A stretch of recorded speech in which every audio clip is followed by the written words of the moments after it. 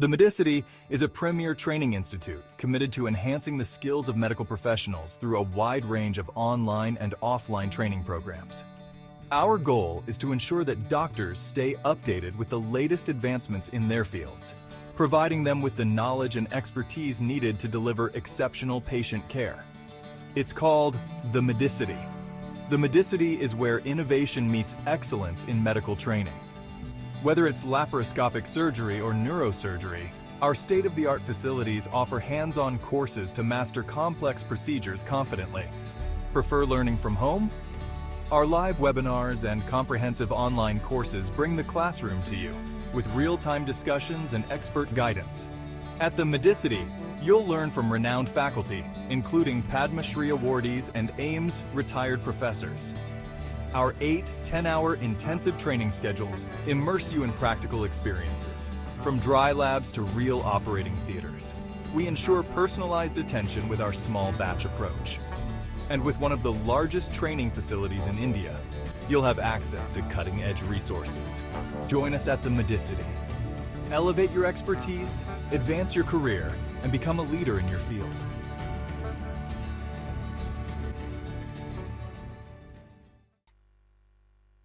So good morning, everyone. Myself, Dr. Jyoti Yadav, obstetrician, gynecologist with more than 18 years of experience.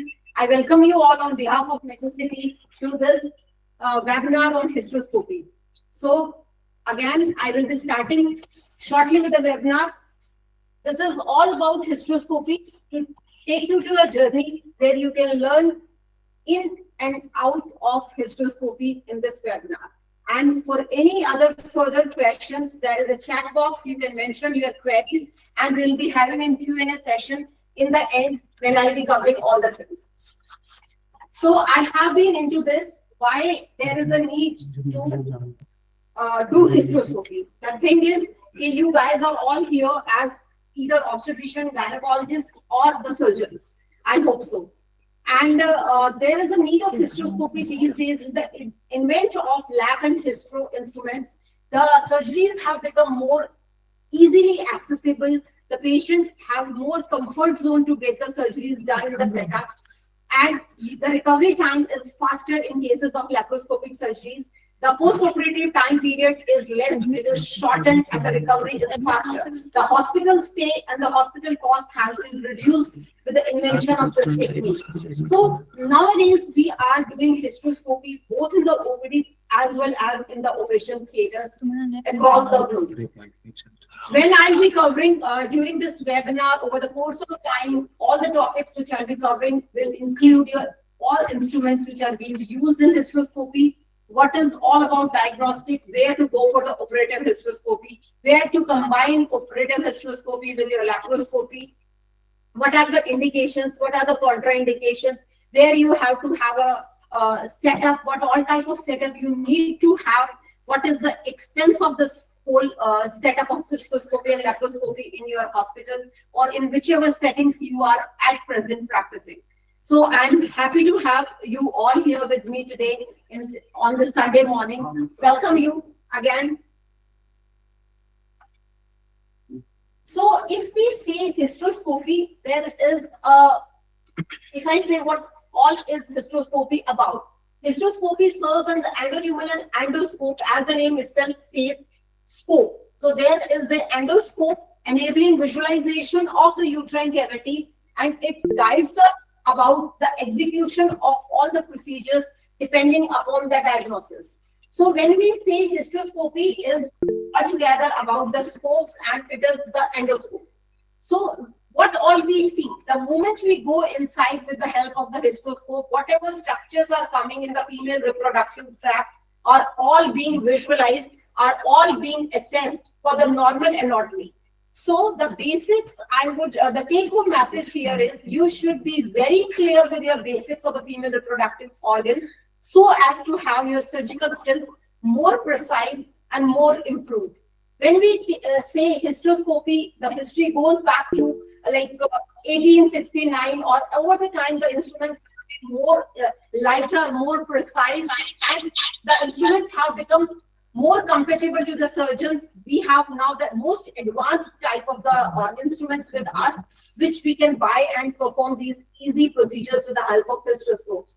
That the traditional practice has shifted to the modern practice with the invent of these instruments. There are, apart from the instruments, there are different things which are being in the setup of a hysteroscopy, which I'll be covering public.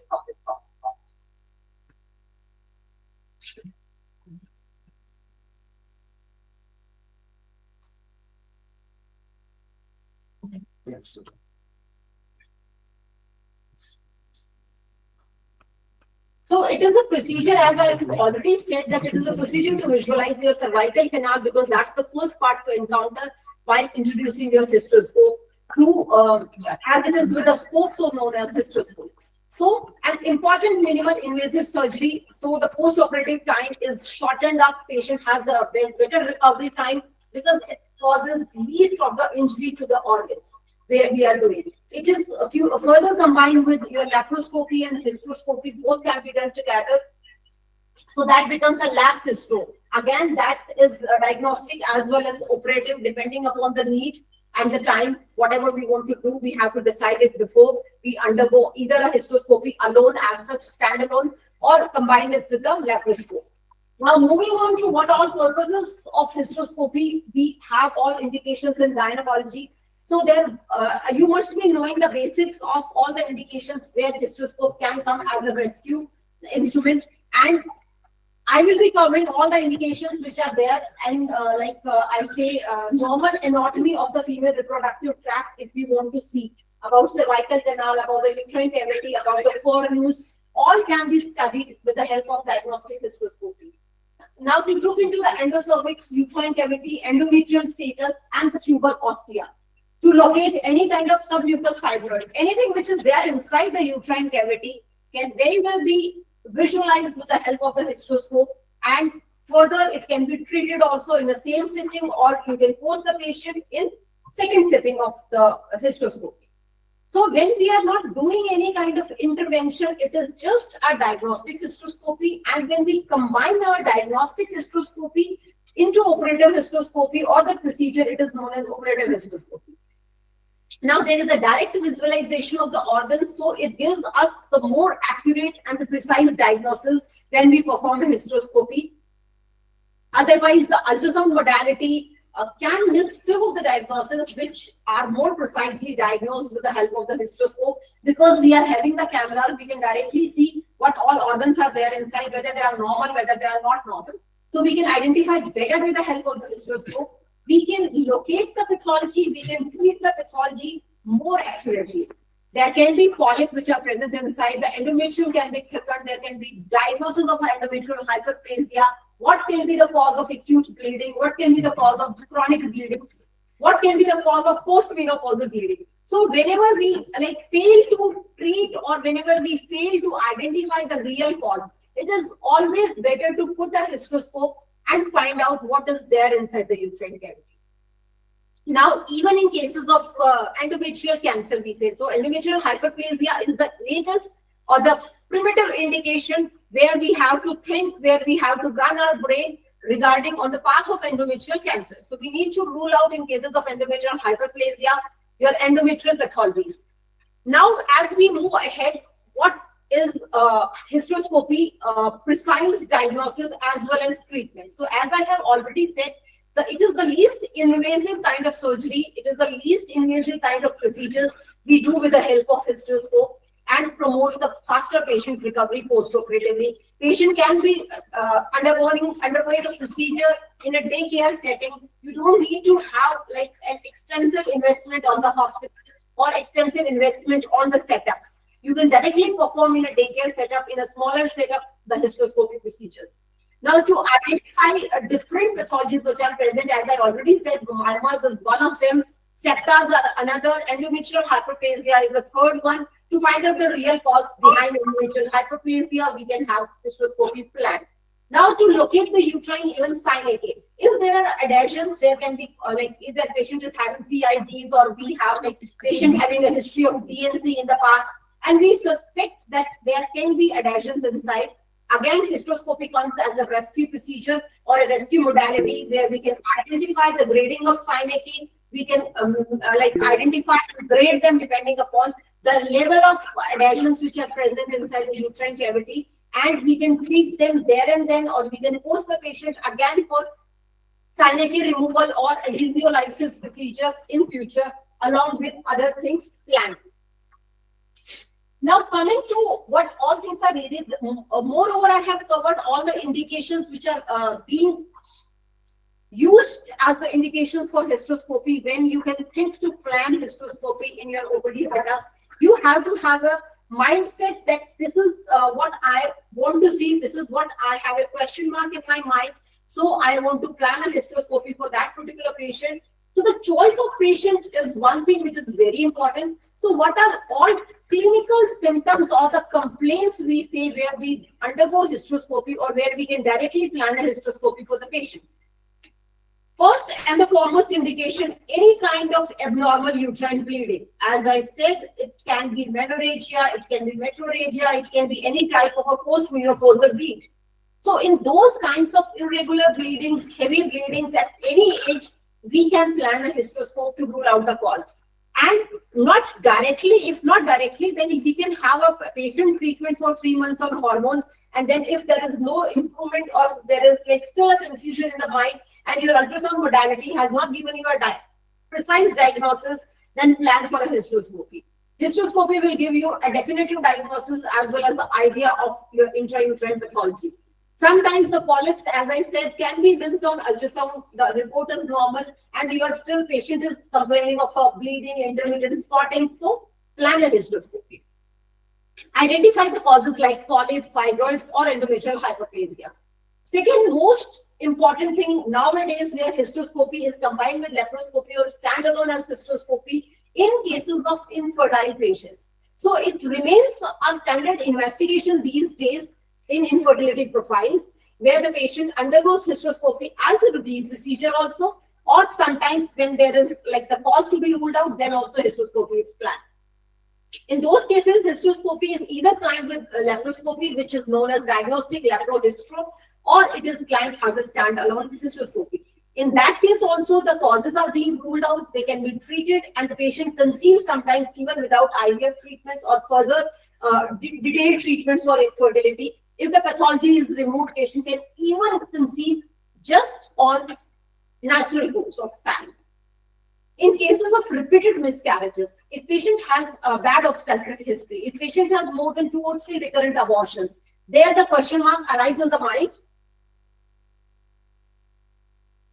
that why there is recurrent abortions. So in those cases also, hysteroscopy can be a rescue procedure, or hysteroscopy can be a modality to identify what is the exact cause of that recurrent abortion.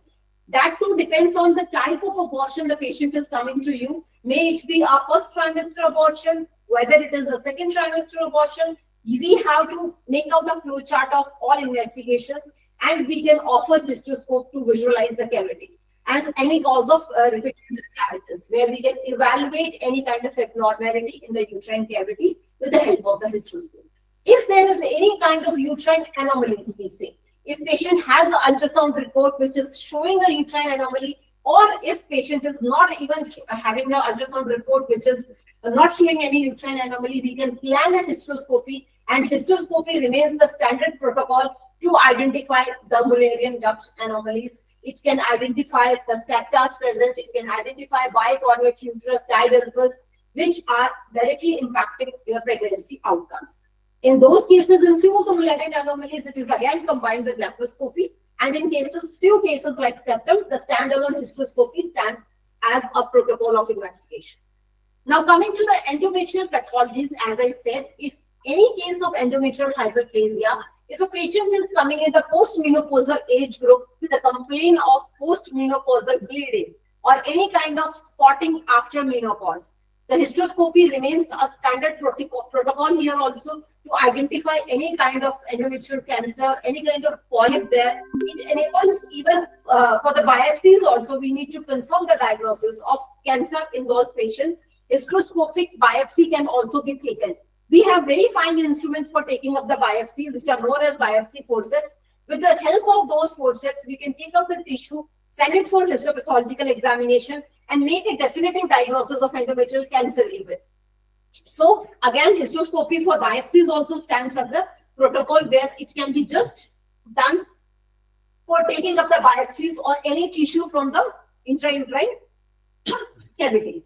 Now, after completing the indications, after completing the complaints I have covered where we can think of hysteroscopy as a rescue modality or as a routine modality, what comes next is the contraindications. If there are indications, there has to be some contraindication where we cannot think of hysteroscopy. So those are even more important than where we are planning for hysteroscopy. The contraindications are even more important. So the major contraindications where hysteroscopy can never be thought of, or you should never try to attempt, that is number one, pregnancy. Any patient, if she is pregnant at that moment of time, we cannot plan a hysteroscopy because it will cause more chances for abortions. Now, coming to exceptions for specific cases like recurrent miscarriages or uterine anomaly, and that too in the time period when patient is not pregnant, because if she is having a case of miscarriages, the moment she miscarriages, this present pregnancy, the hysteroscopy is planned intermittently. Now, where a patient is having any kind of active infection, in any kind of active infection, a case of PID, we say, avoid hysteroscopy because that infection might flare up with hysteroscopic instruments. Procedures is postponed till the infection is being corrected. So here the take-home message is, whenever you plan a hysteroscopy from your OPD, the patient should always be diagnosed with a first speculum examination for any kind of active PID. You should have a speculum examination, find out if there is an infection. First, cover the patient with infection protocol and treat the patient for PID, and then you plan your hysteroscopic procedure for that particular patient. Now, in cases, as I said, active PID, there is acute cervicitis also. When you do a first speculum examination before posting your patient for hysteroscopy, if there are erosions, if there is an active acute cervicitis, postpone your hysteroscopy till the time the infection is being corrected. Hysteroscopy should be postponed till that particular time. Cover the patient for antibiotics. Give her all antibiotic protocol before hysteroscopy. In cases of uterine perforation, or we say the conditions like retroverted uterus, extensive adhesions, perforation risk, possibly contraindicating the diagnostic hysteroscopy. We know that, or we should be very cautious before attempting a hysteroscope. If patient has an acutely retroverted uterus, you should know the direction of the uterus, you should know the direction of the fundus, because you have to put your instruments in such a manner that it doesn't perforate the fundus or there is no perforation risk. And if patient is having any kind of pathology where there are more chances of perforation, either you have to have a better skill or cautiously you have to perform a hysteroscopy or defer this procedure.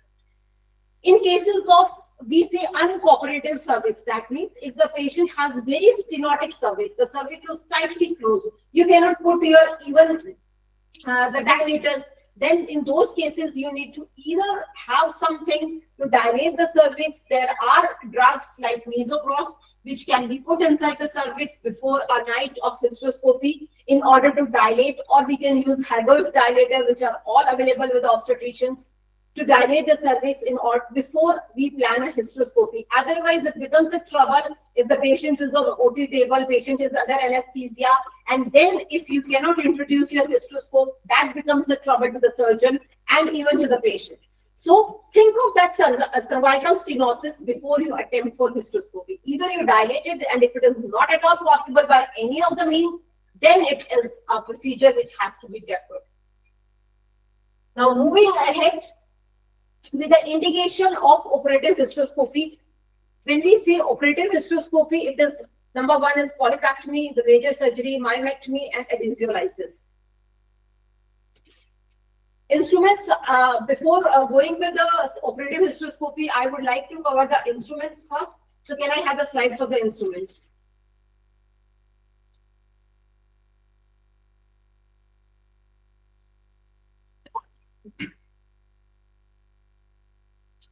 That was the second lecture. Now, when we say instruments are majorly important before undergoing any kind of, we have to learn about the instrument for any kind of surgery. When we say instruments, the instruments are equally important, and the various instruments which are used in hysteroscopy will be demonstrated, will be taught to you in this live demonstration of the instruments. And when I say instruments, let me give you a brief idea about the instruments even.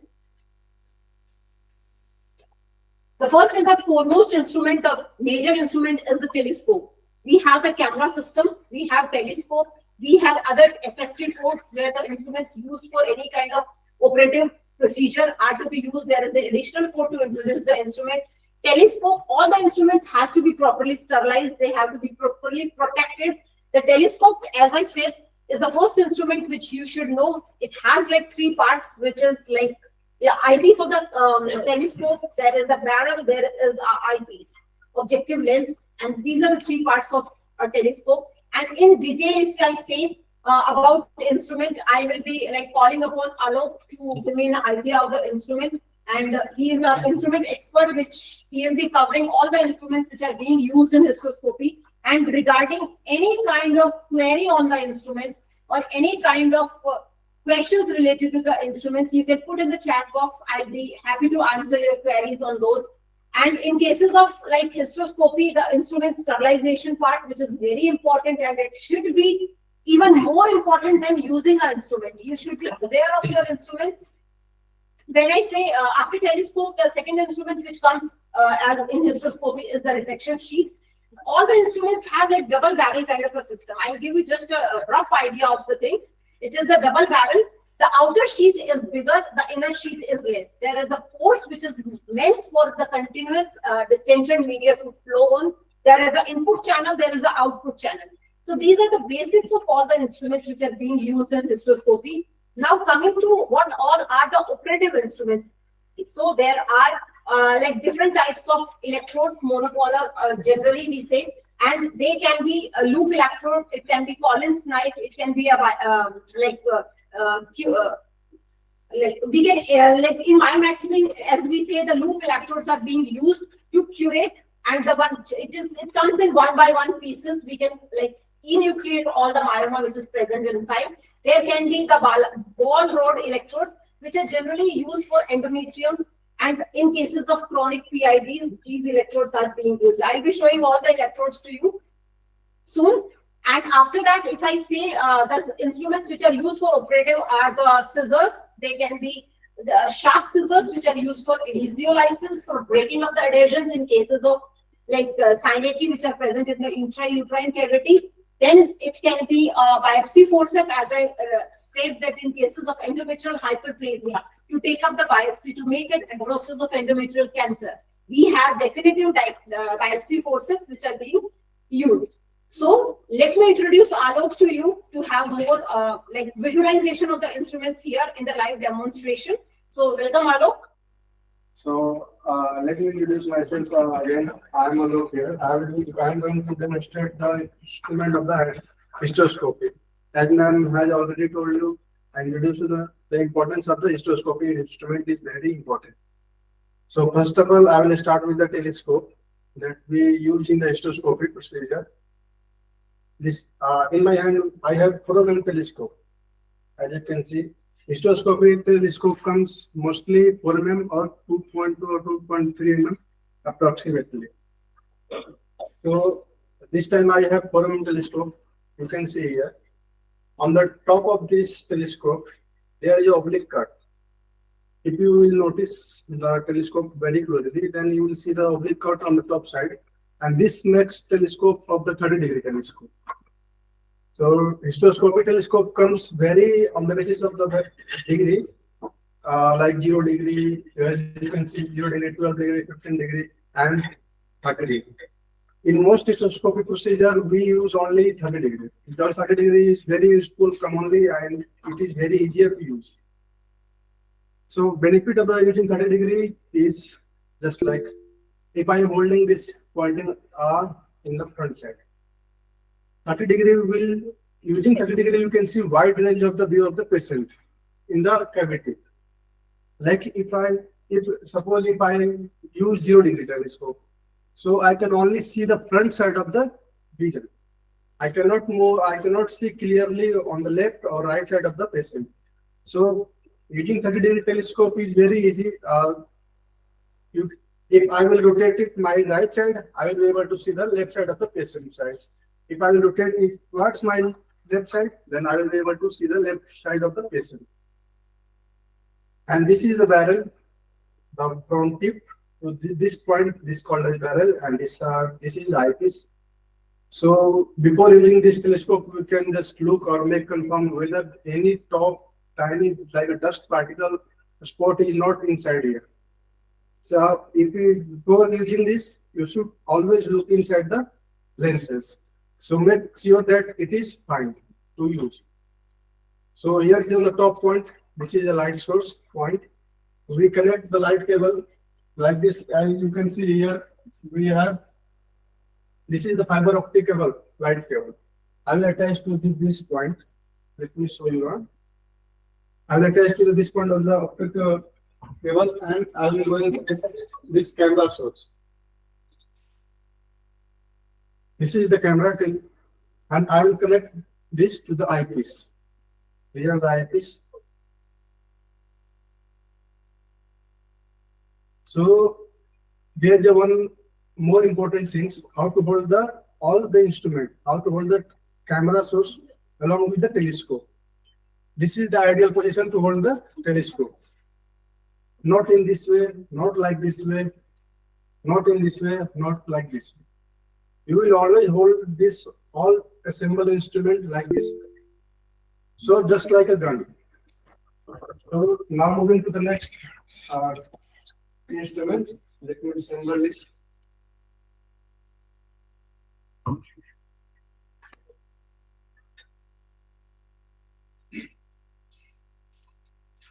So now I have this is diagnostic sheet.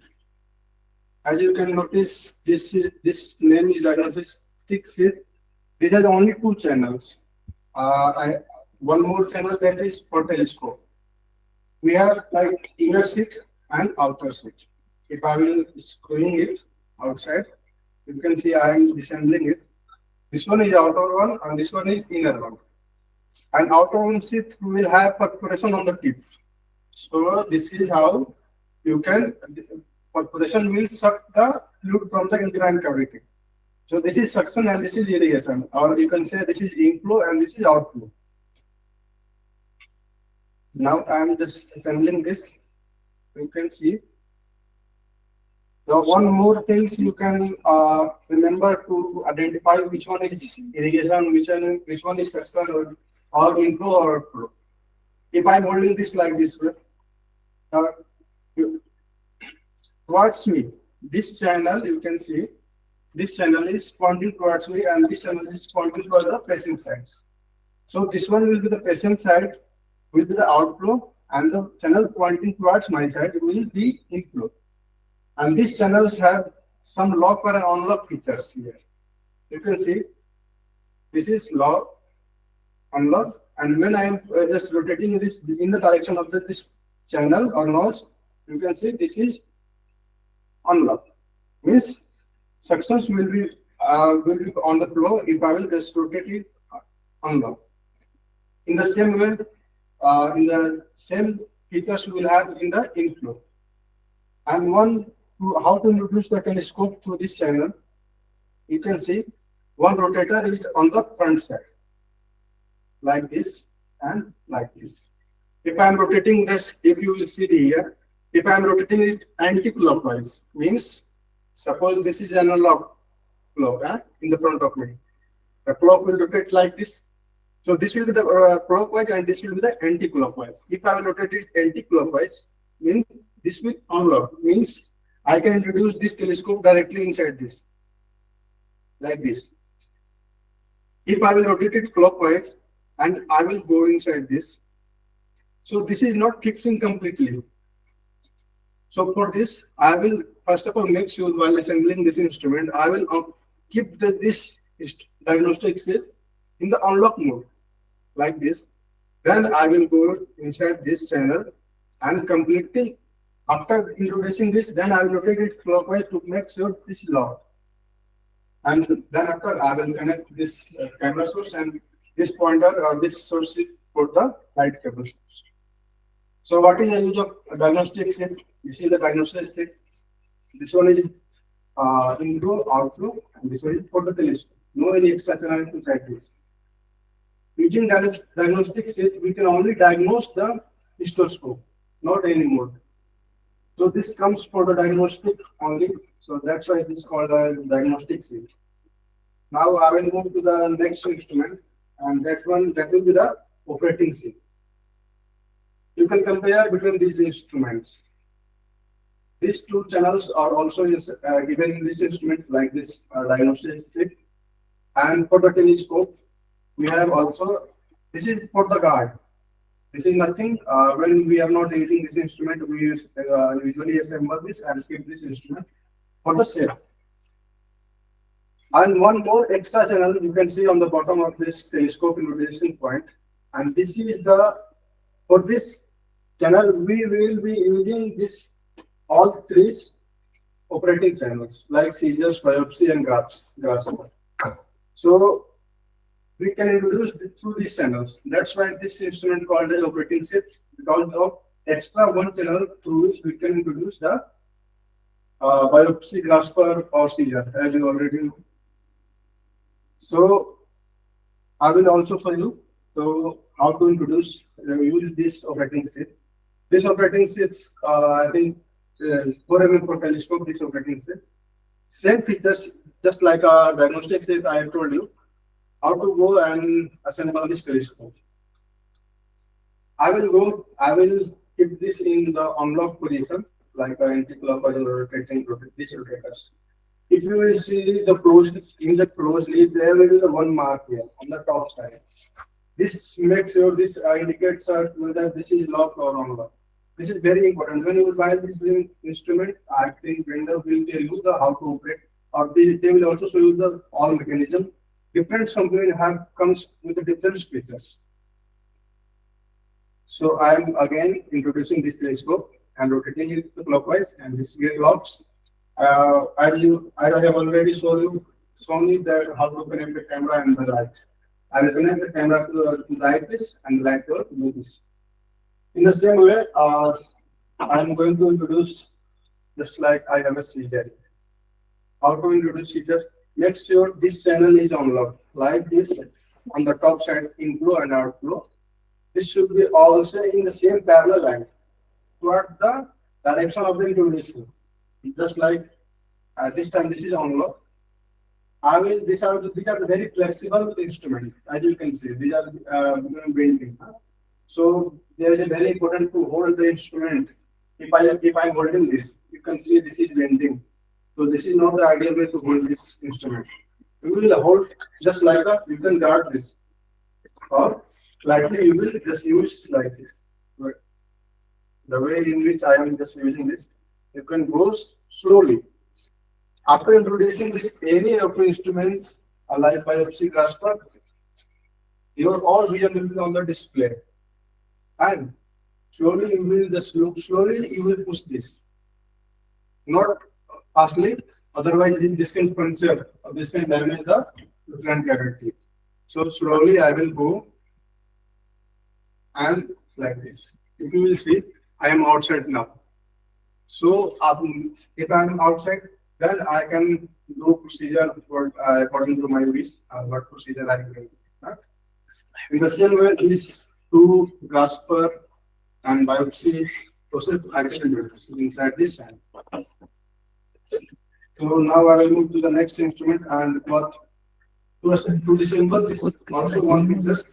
You can see that in the previous one we have the diagnostic set. I have disassembled it outer one and inner one. So in the same way, like I can also disassemble this one. 0, if you will see, there is 0 and line marking on the instrument. If I will rotate it and making alignment with the 0 and the lining on the instrument, then this will come out. Let's see. Now this one is outer sheet and this one is the inner sheet. Combined, this is diagnostics. In the same way, you can see very clear that the tip of the outflow, that is for the section, this arrow is pointing outside. This also indicates that this is used for the suction, and on the another hand, the arrow is pointing downward side. You can see this is for the inflow, that is for the release. So in the same way, if I will rotate it, then I can disassemble, and for assemble I will go in the same way, and I will rotate it to make it confirm this is locked. Because when I will just push and pull this will not come. So now I will move to the next instrument, which one is, this is the receptoscope. In the combined form, you can see, just like a previous one, I have told you this is for the guarding of the instrument. This is a rod type, metallic rods, hard to protect the hollow section of the instrument. Likewise, in this diagnostic set, we have this. So if the instrument are not in use, we will just protect this instrument by using this. Right? So this receptoscope we will use with the receptoscope working element for the electrodes. When we are using for cautery, then we will use this receptoscope. The receptoscope I have also assembled different pieces. You can see, as I already told you, the different companies have the different sizes and different features of this hysteroscope instrument. So whatever company which I have, in these features, when I will press it here and pull it, this will get disassembled. Again, this one is inner sheet, this outer section, and this one is outer section. The outer sheet will have, it has perforation, many perforation on the tip side. And this indicates also that it is used for the suction, that is for the outflow, and this is for the release. The outer sheet has arrow marking, and likewise inner sheet have a zero pointing also. And this will align on the same line, arrow to match, and I will press it and go inside and confirm. This has also two channels, like the two channels I have shown you on the operating sheet, this one and this one. And in the same way, like as you have seen in the diagnostic sheet, outflow and inflow. In the receptoscope, we have also the same like features here. This receptoscope also has arrow marking pointing indication has been given. Arrow pointing upward, this indicates this is outflow, and the arrow marking downward, this indicates this is inflow. If you will notice very closely, when I am holding like this, pointing like this, the little bit deviation are different in the position of this channels. This is little bit towards my side, and this one is little bit towards the patient side. You can also guess by this method that this is inflow and this is outflow. This is very important to introduce which one is inflow and which one is outflow. So, and this one is receptoscope working element. Through this, we will use these three electrodes. These are the monopolar electrodes. I have a roller bulb, Collins knife, and cutting knife. These all comes for the different procedures, like if you have bleeding over, then you will use roller bulbs, Collins knife for the septum dissection, and cutting hook for the myeloma. So I will show you how to assemble this all instrument. First of all, through this receptoscope, I want to show you. This is just like a press, and when you will release it, it will automatically come backward. So this is the receptoscope working element. Through this, I can introduce these electrodes, which I have shown you. I have three monopolar electrodes, Collins knife, roller bulb, and cutting hook. If you will see, these are the two hollow sections on the front side. Which one is larger and another one is shorter one. To the shorter one, we will introduce these electrodes. So if you will see, I am just introducing it to this smaller section. And to make it aligned, the electrodes have alignment mechanism. It's like this. If you will notice this, these are the thinner one And these are some sections to making alignment with the receptoscope working. Like this, I will make it align and I will slowly go inside. These are the buttons. Some receptoscope would have different speakers. I have, which I am using. When I will press one click sound, I will appreciate. Means this get locked. In the another one is what you will see. To lock it, you will press and come out. To lock it, you will also press and then go inside.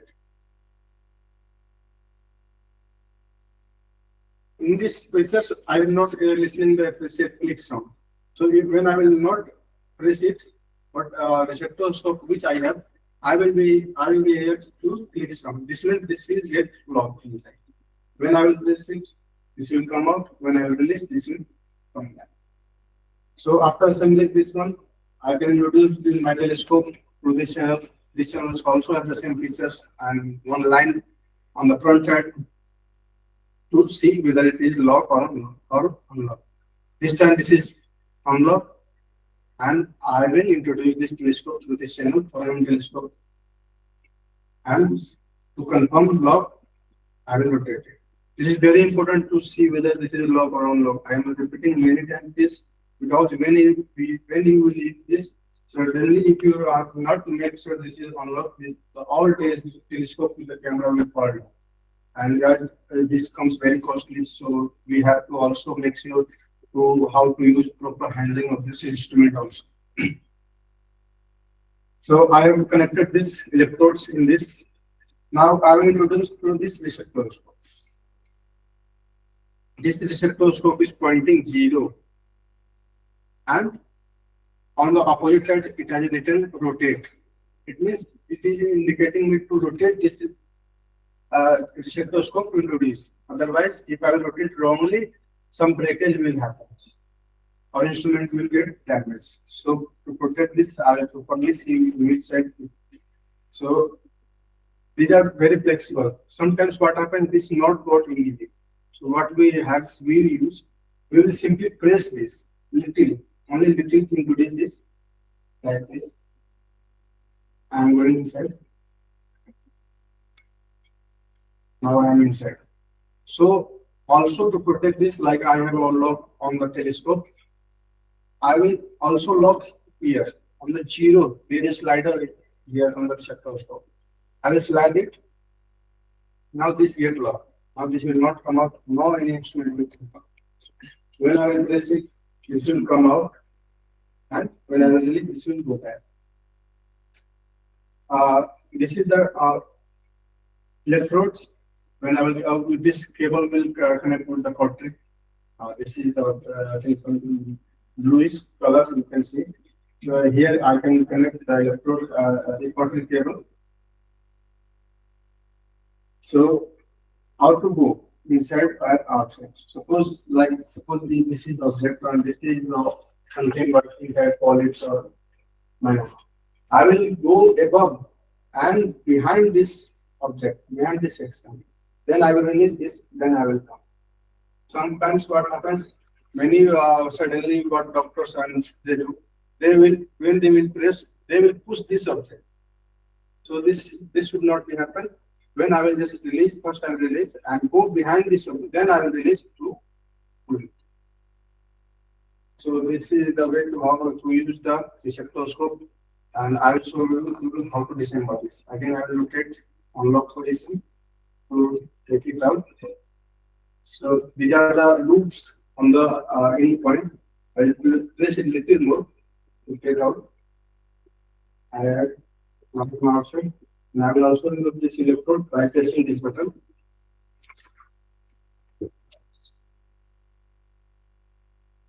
Likewise, I will rotate one of this to take out this telescope. So these are the instruments which I have shown you. That's all for the hysteroscope procedure. Now we will continue with the lectures. Thank you. Fellowship and Diploma in Minimal Access Surgery Training a specialized program meticulously crafted for general surgeons aiming to master minimally invasive surgical techniques.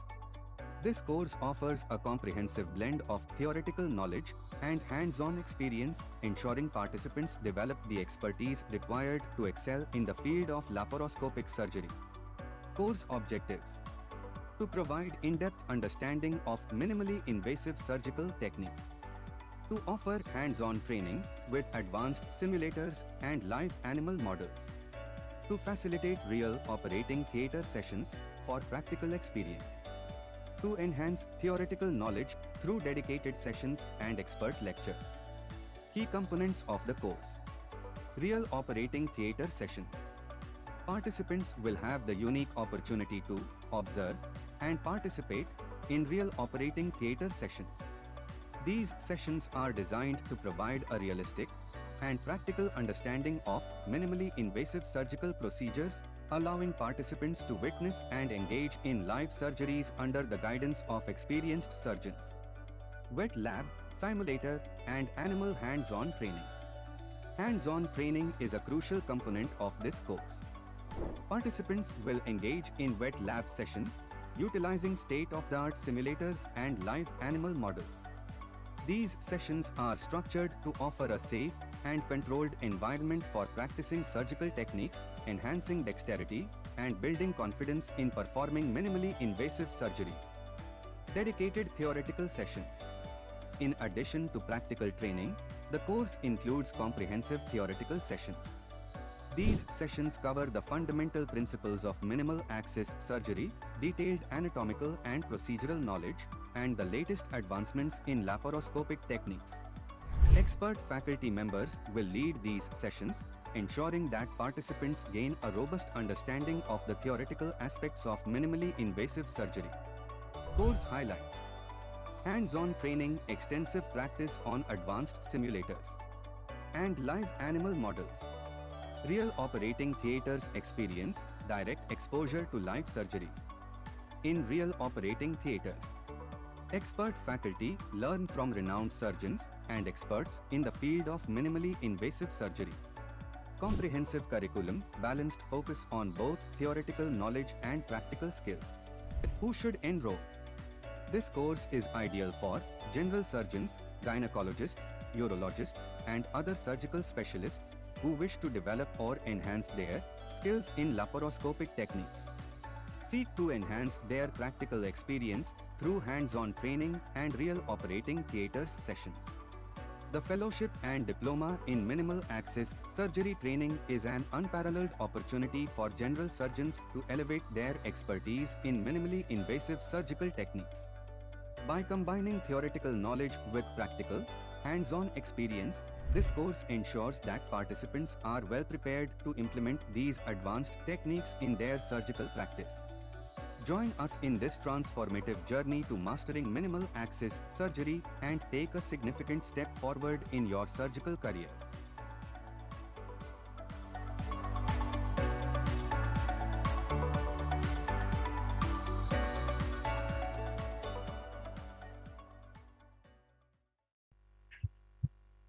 So welcome back again. Myself, Dr. Jyoti Yadav here on behalf of the Medicity. We are in the webinar of hysteroscopy, and I hope Alok has done a very good explanation on the instruments. He has done justice to his lecture on instruments, and I hope you guys have a bit idea of the instrument. So what I feel is, a surgeon, if they're not holding the instrument in their hands, the real feel of the instrument you cannot achieve until and unless you hold them, you practice with them, you play with them, you know in and out of the instrument only by touching them, feeling them, operating on them. So for that, you have to have an offline kind of a course where you can have access of all the instruments. You get a time to practice with the instruments. You get enough time here to practice on the dummies, or we say the endo trainers. There are wet labs where you can practice the whole surgery before you perform it in your operation theaters. So I again welcome you to on this webinar on hysteroscopy, and I would love to answer all your questions. You can have put in the chat box. I just saw a question from somebody that what is the difference between a grasper and a biopsy forceps. So Alok showed you a grasper. So it is an instrument to, as the name itself says, the grasper is to grasp a tissue. So when we say to grasp a tissue, we are not cutting that tissue. We are just holding that tissue to operate somewhere else, another site by other instrument. So when I say grasper, it has, when I open this instrument, the grasper has grooves here. So there are serrations. Serrations make the contact well with the tissue, and it holds that particular tissue, whatever we want to hold on. So that's all about grasper. When I say the biopsy forceps, when we say biopsy forceps, if I open and I can, if anybody can make a visualization of this particular instrument, there is a scoop kind, there is a hollow inside, because we want to take the tissue. So if the tissue is not there, as in case of grasper, we cannot cut it much. We cannot take up the desired quantity of the tissue for the histopathological examination. This particular biopsy forceps helps in that, as it has a scoop here and a scoop above. Like instrument which I have to compare in the open surgery is your, I can say, the oven forceps, where there are that's a bigger scoop there, and it is the smaller one. It very well accommodates the tissue which is being desired for histopathological examination. We hold that tissue and we take it off. So that particular piece is stuck here, and we remove that and put it into the desired solution for the histopathological examination. So I'll give you just a brief idea on the instrument, as Alok has already discussed. A few points which I was noting it down was why 30-degree camera. So if somebody has to choose the instruments, as Alok was telling you about 30-degree telescope, when we have a theoretical class on telescope, there are different angles of telescopes which are available in the market, starting from the flat or a 0 degree to 12 degree to 30 degree to 70 degree. So when we have to choose in the starting of hysteroscopy clinic, or as a fresher doctor, you must be little confused about how many instruments I will take, how many instruments I should take, how we have to take. So in those cases, the idea about this instrumentation would be like the 30 degree, as he said, is the best telescope which we should use. Why 30 degree is because it gives you a complete visualization of the cornea. As the uterine cavity has both the corners on the angle, we cannot see in the straight or the flat telescope. It will give you a panoramic view only. It will not show both the corners in one plane. So there are still few things regarding the instruments which I'll be covering in the end. Let's move on to the next topic of what all type of hysteroscopies we know of are. There are two types of hysteroscopies. One is diagnostic and another one is operative. Alok has shown you the diagnostic sheet as well as the operative sheet and the spectroscopes, where all the procedures are being performed with those instruments attaching to the camera and the trolley system. Now moving ahead with the diagnostic hysteroscopy, it identifies why the diagnostic. The name itself says to diagnose a condition, to have a visualization of the intrauterine cavity. So any cases of abnormal uterine bleeding, as I already discussed, in cases of even dysmenorrhea. In case of dysmenorrhea, when there is no other pathology ruled out, we can plan a hysteroscopy to identify if there is any intrauterine polyp, or is there any kind of intrauterine fibroid, or there is another like endometritis or something like that. We can diagnose with the help of the hysteroscopy.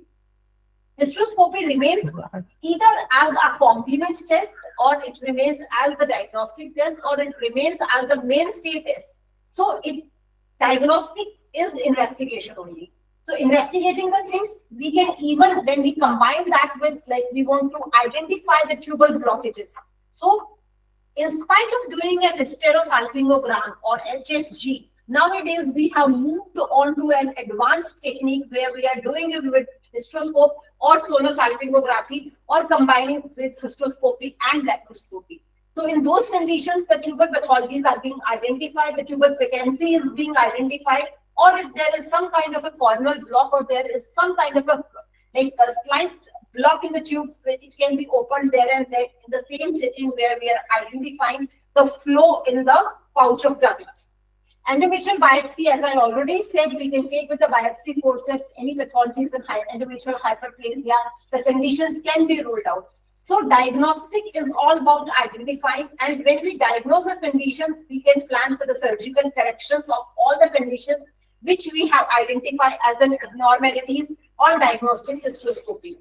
So here I will take a pause and tell you about one more thing which is very important is whenever we have a mindset of diagnostic hysteroscopy, I'll give you an advice. You should always have a consent from the patient for any kind of operative hysteroscopy. So in that case, if you take a prior consent before planning a diagnostic hysteroscopy in your operation theaters, you save the time of the patient for the second sitting hysteroscopy, you save the money of the patient for any kind of corrective surgery, and you save even your time. So the cost is being lessened down, the surgical time is being properly utilized, and you can do both the things in one sitting. And you give justice to the patient. Now, when we see diagnostic hysteroscopy, I would like to tell you, we have two types of hysteroscopes, that is either a rigid hysteroscopy or a flexible hysteroscope. So there are, I say rigid as well as flexible, the name itself says that rigid has a stainless steel body. Flexible are very fine hysteroscopes which are generally used with the least of the injuries in the OPD chambers, where we say office hysteroscopy. These are all terms which are being used depending upon the usage of the hysteroscopes. Office hysteroscopy, the name says, you can perform that in your OD, on your OPD tables. And the positioning, what is more important now is when you are doing it, either it is on OPD procedure or you are doing it in OTs, what all is being needed, starting from the basics, I would be covering. Number one thing which is important is the positioning of the patient.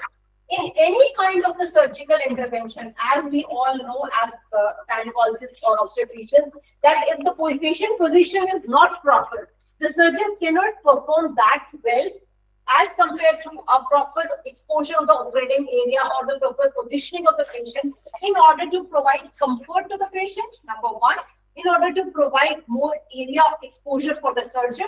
Second thing, so it is very important, though it is very basic, because the positioning is not generally made by you guys as surgeons. Positioning is being made by your technicians or your OT staff. So they should be well versed of what you are trying to do on the patient. The procedure should be explained to them, the position to be explained to them, so that they can make the position as per your comfort zone, as per the patient comfort. So the patient lies on the examination table with the legs placed in the stirrups, and you have to cover them with the sterile sheets, and the area exposed is only the vagina there. Now, as I always say, the clinical judgment is the most important thing as doctors. What has happened, the disadvantage I can say is, with the invent of modalities like ultrasound, then now hysteroscopes, then laparoscopies, the clinical part is somewhere missing in the clinical settings. So my request and my humble submission here is, every doctor should not miss on to the clinical examination of the patient. You should always do a per speculum examination in any of the female patient you are encountering with any of the problems, as we have already discussed. So the speculum examination is the one and the foremost condition where you have a direct visualization of the cervix. At least you can identify any kind of active infection. You can see the erosions on the cervix. You can see even the status of the cervix, whether there is a stenotic or it is not. In nulliparous, multiparous status, there are any kind of the abnormal color of the discharge. So all these conditions, all these things can be, even sometimes what happens is the polyp is hanging out from the cervical canal, which is very well identified on per speculum examination. So a speculum is inserted. We all know that how the per speculum examination is being performed, either by sim speculum or by cluster speculum, whatever is available. But in case when we are performing a hysteroscopy, the sim speculum remains the choice of the speculum. And you have to identify the cervix as well as conditions related to active PID and the cervicitis. Then, as I said, stenosis of the cervix can hinder your hysteroscopy. So what if there is the cervix is highly stenotic? or it is closed, you cannot introduce your dilator or a uterine sound, you need to dilate the cervix before you plan for hysteroscopy. So either you place mesoprost so that the cervical canal is dilated, at least external os is dilated, and then you can put the Heger's dilator to dilate it. So it is to be dilated properly, slightly with increasing number of dilators in order to have a smooth hysteroscopy with less pain to the patient in case of hysteroscopic procedures or even on the diagnosis. And it is very important for office hysteroscopies because there the patient has having the bare minimum sedation or even no sedation. So you don't want to cause patient pain, you don't want to cause injury to the cervix or the like cervical canal. It's better always to dilate the cervix prior to it. Now, when the cervical canal or the cervix is properly dilated, the hysteroscope is being introduced as it was being covered and shown to you about the hysteroscope by Alok. It is a thin, lighted tube which is gently inserted through the vagina, cervix, and then finally into the uterine cavity. So we have to go from the external os to the internal os, finally to the cavity, and have a like complete view of all the things which are present inside the uterine cavity. So go one by one, keep noting the things which you encounter during your course of hysteroscopic insertion, starting from the canal, starting from the os to the cervical canal to the internal cavity. Inspect it properly, identify the condition, visualize the things, and it is all being like watched on the cameras and on the monitor. So you have to identify what exactly is there inside the female reproductive organs. So uterine cavity inspection as now the thing which is more important here is the distension media.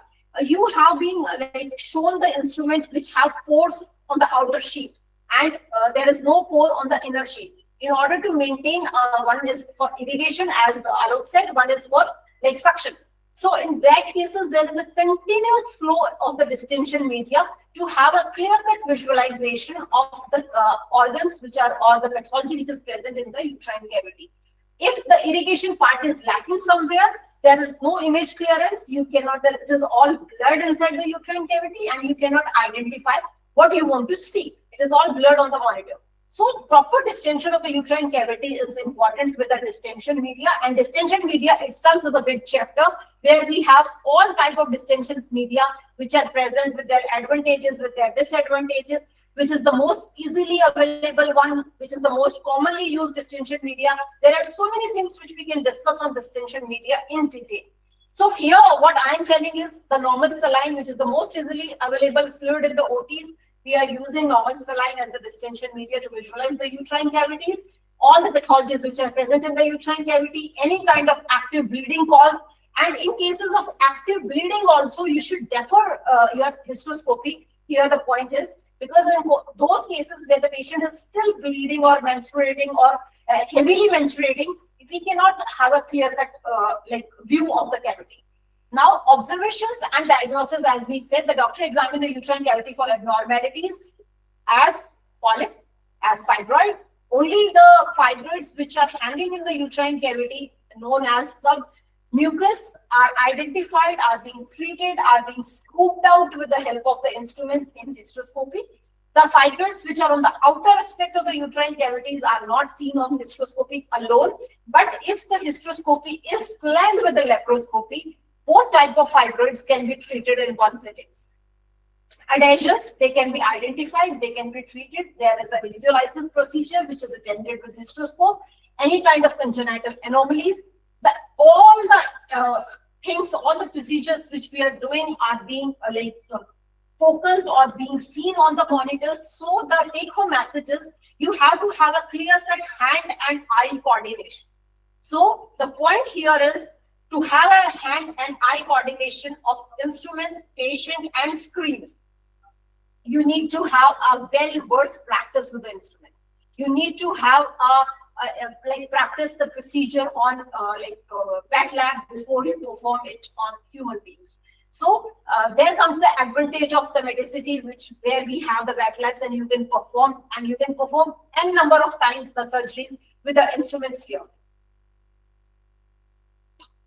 Moving on to the type of diagnostic procedures or hysteroscopy, we say, I already give you a brief idea that office hysteroscopy, which you can perform in your like OPD tables, the patient anesthesia is least needed in those, or you even don't have to anesthetize the patient. It is done with a flexible hysteroscope, and they are very easy. They're like basically painful to the patient and causes less discomfort, and the patient can be discharged from the OPD settings itself.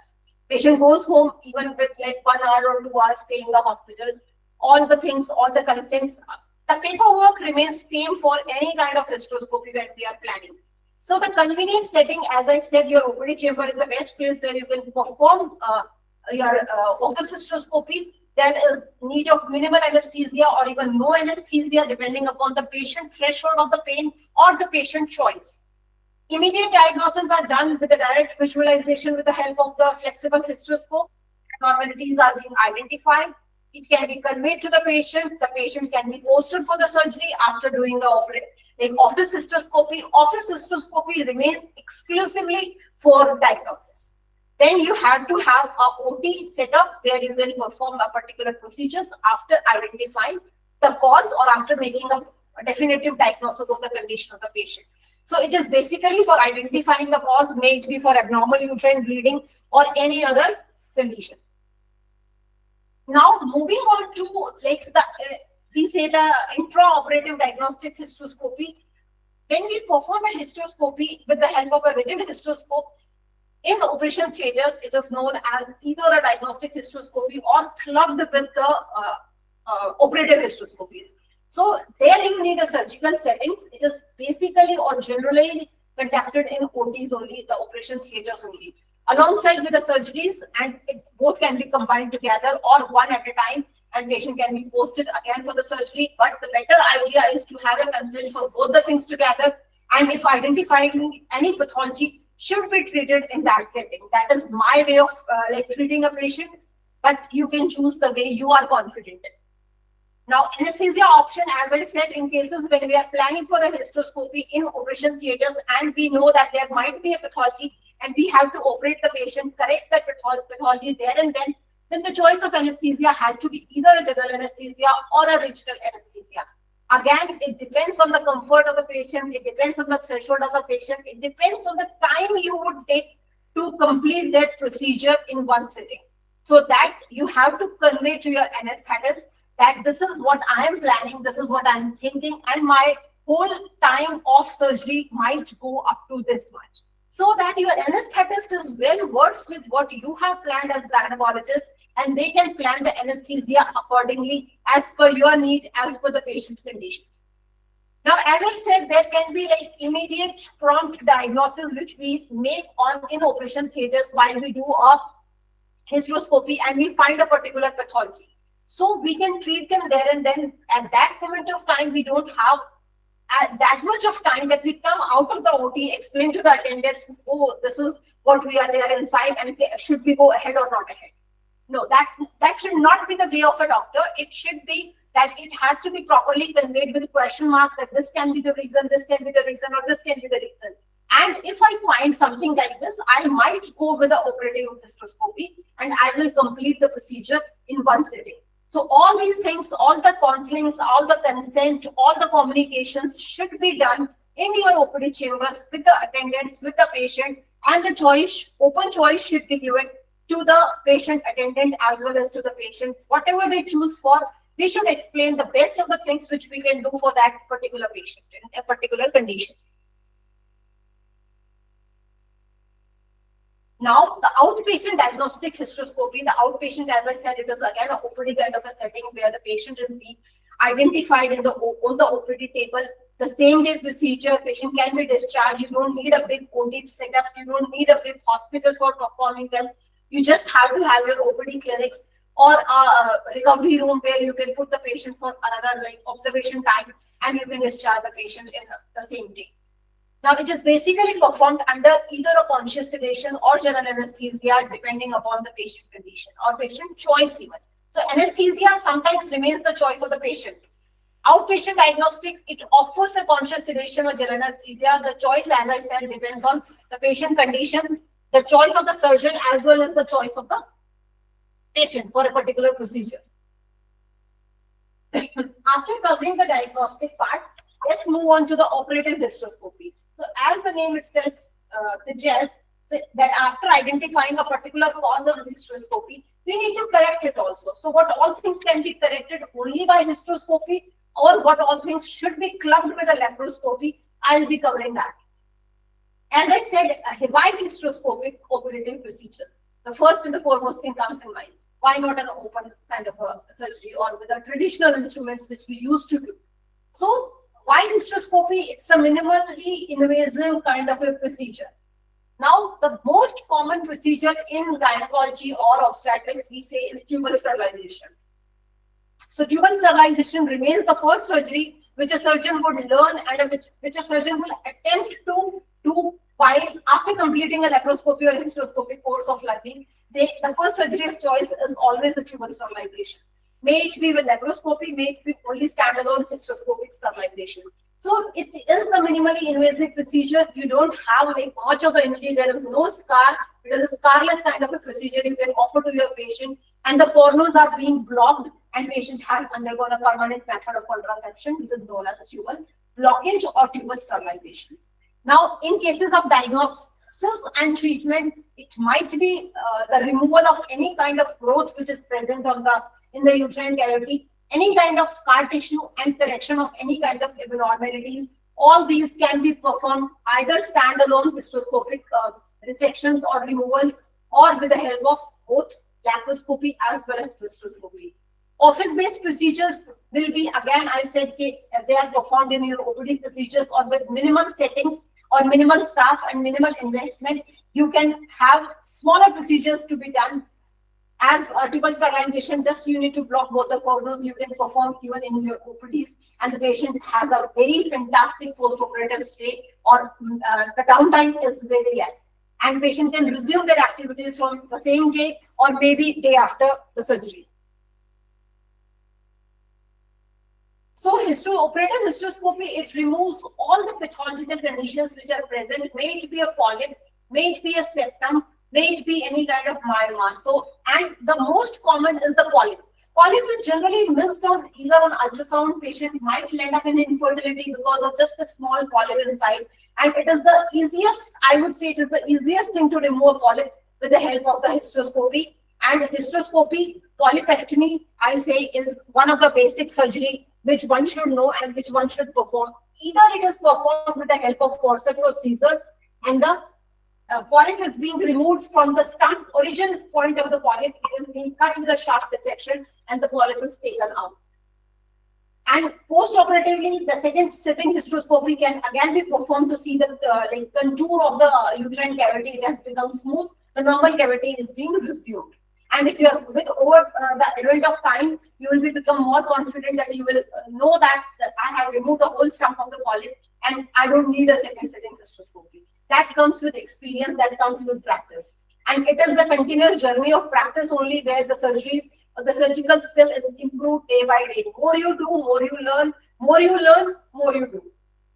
Now coming to resection or removal of polyps, as we say that the operative hysteroscopy removes the polyp and the surgery known as the polypectomy. Polyps are, we know that there is a benign growth in the uterine lining. The specialized instruments, they excise the polyp through the hysteroscope, as we were showing it before also with the sharp scissors. Scissors are like this. There is no control here, and you go above the stump and then you can press and cut it and the whole polyp comes out. It ensures a complete removal and minimal recurrence rate, and there is minimal bleeding while you perform a polypectomy with hysteroscopy, and it enhances the reproductive health of the patient.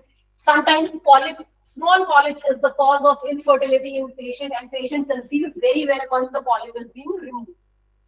The second surgery, as we should know or we are keen to learn, is myomectomy. So as I said, the submucous myomas which are present in the uterine cavities, they also hinder in the normal shape of the uterine cavity and are one of the causes of either heavy bleeding or menorrhagia, or they hinder in the way of fertility, and patient is infertile because of the myoma which is present in the uterine cavity. So the rescue or the minimally invasive procedure is the hysteroscopic myomectomy, which can be done, and the myomas can be removed either in one go or they can be scooped out with this electrode, which was shown to you. It is removed chunk by chunk. Every layer is scooped out and the whole myoma is being removed. Though they look very flexible instruments and very delicate instruments with very small cross-sectional area, but effectively removes the submucous myomas in one sitting only. Or if the myoma is big, again the hysteroscopy can be planned in multiple sittings. And if the hysteroscopy, and you, in the initial stages of your learning, when you are not confident whether you will be removing the complete myoma or not, or you might go inside the myometrial endometrial junction, you might damage the normal anatomy of the uterine cavity. It's always better to have the multiple sittings of myomectomy instead of over-treating that patient in that one go. So that thing also, which I am saying, is the multiple sittings. You have to convey to the patient the prior consent of the patient is to be taken, and it has to be properly explained to them before you wear your gloves to go for the surgery. Now, symptoms which are being addressed, as I said, the heavy menstrual bleeding or the pelvic pain, they are being corrected if it is because of the myoma. Once the myoma is removed, the symptoms which are related of the myoma are also corrected. So, the benefit of hysteroscopy or the myomectomy is that it preserves the uterus, it preserves the fertility, and the patient will conceive once the myoma is being removed, even without IVF sometimes. So it is always recommended for patients fertility preserving surgery with little or the least invasive method. Moving on to the other procedure, which is endometrial ablations, are the electrode which was shown to you as a ball electrode here is being used for endometrial ablations or for endometrial pathologies. Here it destroys the uterine lining to reduce the heavy menstrual bleeding. Suppose you get a patient in your OPD with a heavy periods or heavy menstrual bleeding, and you have already given her the medical management for that heavy menstrual bleeding for 1 month, 2 months, 3 months down the line, and patient still is not responding. Then the rescue to you as surgeons is hysteroscopy. You can ablate that endometrium with the help of hysteroscopy and the procedure known as endometrial ablation, which is a thermal ablation, cryoablation, or a radiofrequency ablation, depending upon your expertise, depending upon the availability, and depending upon the indication of the patient. And what we achieve by this is the basic remains the same, is the tissue destruction while preserving the uterus as much as we can. Women with abnormal uterine bleeding who have completed their child bearing or who does not need that normal endometrium preservation, we can always offer endometrial ablations for that particular lady. Now, another condition which is common or which is where the hysteroscopy comes as a rescue procedure is intrauterine adhesions. Intrauterine adhesions, we know as gynecologists that what can be the causes of those adhesions. It can be either repeated DNCs patient might have undergone, it can be because of the previous surgery, it can be because of the previous infection. All these conditions or miscarriages, all these conditions will lead to synecdoche formation. Depending upon the grading of the synecdoche, depending upon the extent of the adhesions inside the uterine cavity, they are graded as in grade 1, 2, 3, 4. Now, with the help of hysteroscope, with the help of these scissors, we can break the adhesions and make normal uterine cavity as much as we can, and patient gets a relief from the symptoms, as well as after resumption of the uterine cavity, patient even conceives. The other thing where the hysteroscopy is used as operative hysteroscopy is septum resection.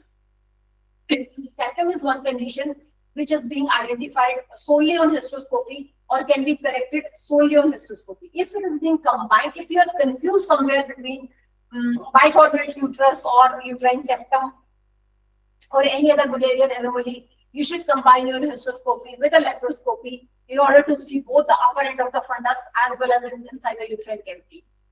So if I talk about septum, septum can be a partial septum, septum can be a complete septum. Both can be resected with the help of the sharp scissors which we have here. So with the invent of these scissors and hysteroscopy, it can be corrected and the uterine cavity can be as much as normal and patient will conceive after that. So correction septum, you have to do a sharp dissection till you reach the fundus and you see both the cornus in one plane. The take-home message here is the key remains that your cornus, both cornus and the fundus should be in one plane. The moment you see both cornus in one plane, you are confident, or you should be like, that's the stoppage point, or you should be confident now you have reached the uppermost part of the fundus and you should stop your procedure there. And you have the endometrium cavity, which is normal. So it improves your fertility outcome, it reduces the risk of miscarriages, preterm labors, and even the chances of ART. So you remove these septums with the help of hysteroscopy. Tubal sterilization, I have already completed. The patient might choose, or as doctor, you can offer this surgery, which is the easiest one, and there is a blockage of both the cornus with the help of the hysteroscope. Now, moving on to what are the advantages of hysteroscopy.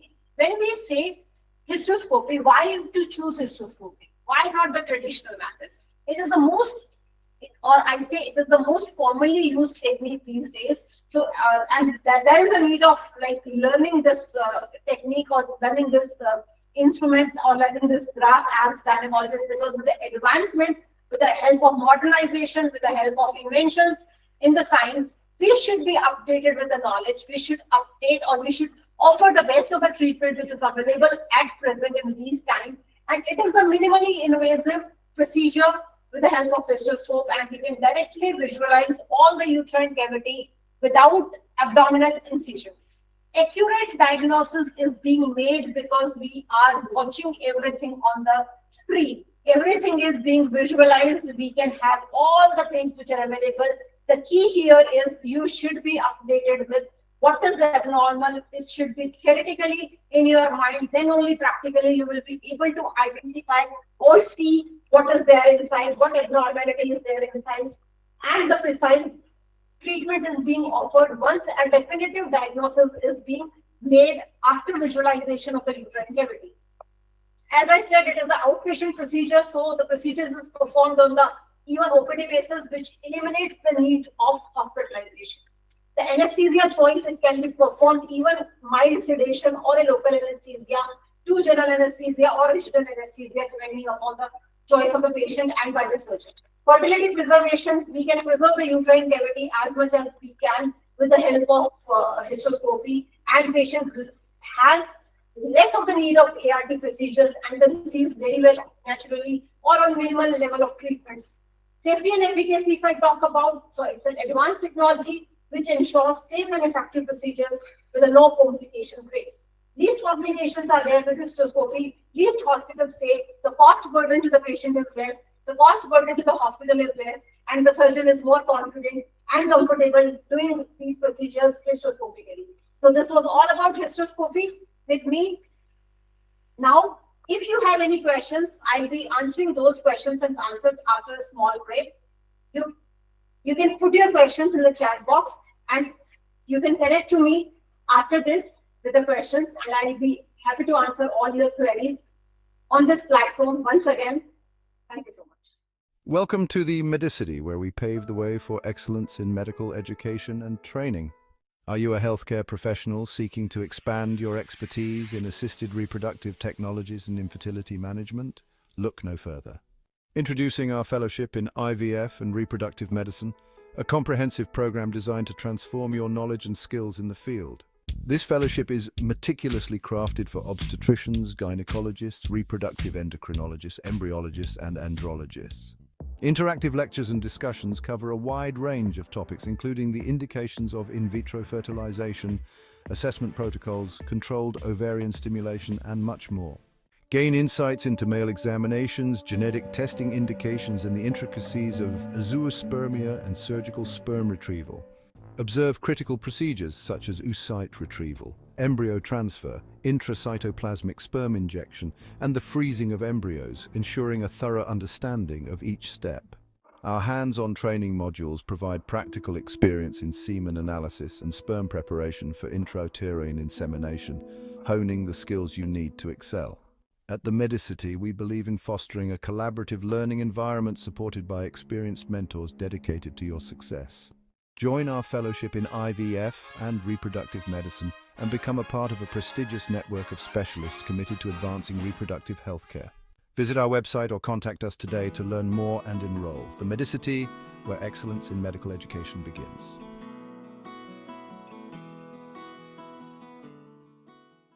History, suction evacuation, as I said, was performed for missed abortion diagnosis and Carmen's cannula was being used.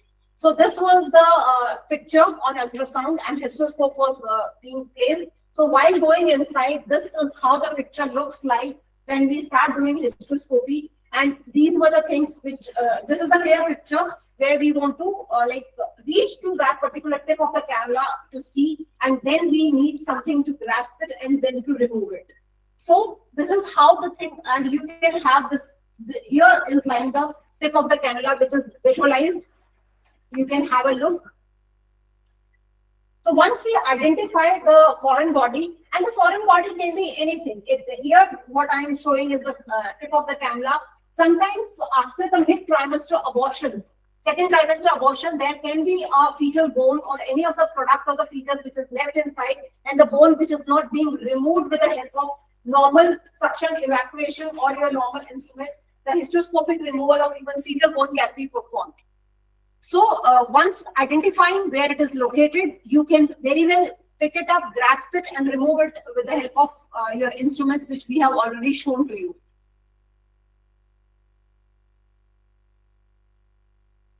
So this is the this is the instrument, and you can see the scoops here.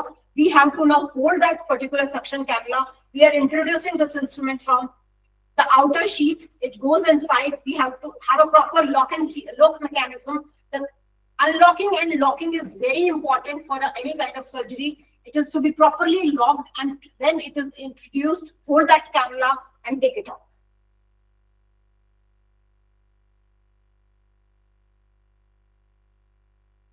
Now, the second surgery which I'll be putting here is a polyp removal. We say hysteroscopic polypectomy. Just have a look on this, that identifying a polyp sometimes is direct diagnosis on hysteroscopy. Sometimes your ultrasounds have already made a diagnosis of polyps. So in both the condition, if you find it on hysteroscopy also or by ultrasound, you can plan a hysteroscopic polypectomy and identify the polyp with the help of the scissors, which we have already shown to you. You have to cut the polyp from the stump, and the polyp is being removed, and the uterine cavity is normal after removal of that polyp. And the patient conditions like either it is uterine bleeding or intermittent spotting, all those symptoms are being relieved once the polyp is being removed.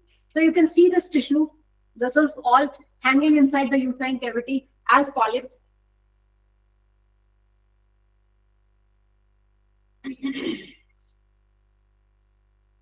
The only point which is to be noted here is the polyp should be removed as a whole, as a complete thing, and that happens only when it is removed from the stump. You should not cut in between. Then it will be an incomplete removal of the polyp, and the patient problems will still remain. You can see the hanging polyp here, and it is to be removed from the tip of that polyp from here.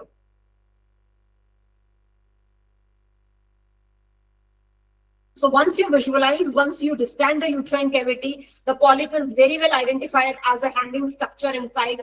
Then you have to introduce from your operating sheet the sharp scissors, and you need to cut it down, and the polyp is taken it off. These bubbles which you can see is because of the distension media, the normal saline, and the suction part which is being attached to your, just have a look. It is very well visualized here, and this is the last end of the polyp from where we have to remove it. The suction and irrigation goes hand in hand. The extra amount is being sucked out, and the uterine cavity is properly distended before taking off the polyp. Just have a visualization, make a proper diagnosis. Now you can see the scissors which we are taking till the top of the instrument. You should not open your scissors in between. That will cause an incomplete cutting of the polyp, or the polyp will remain still inside. There will be some tissue which is being left. So you need to identify the topmost portion, and then you need to open your scissors, and from there you are now cutting, start cutting. Just have a look. Multiple nicks, go on, and if the stump is good, taken off.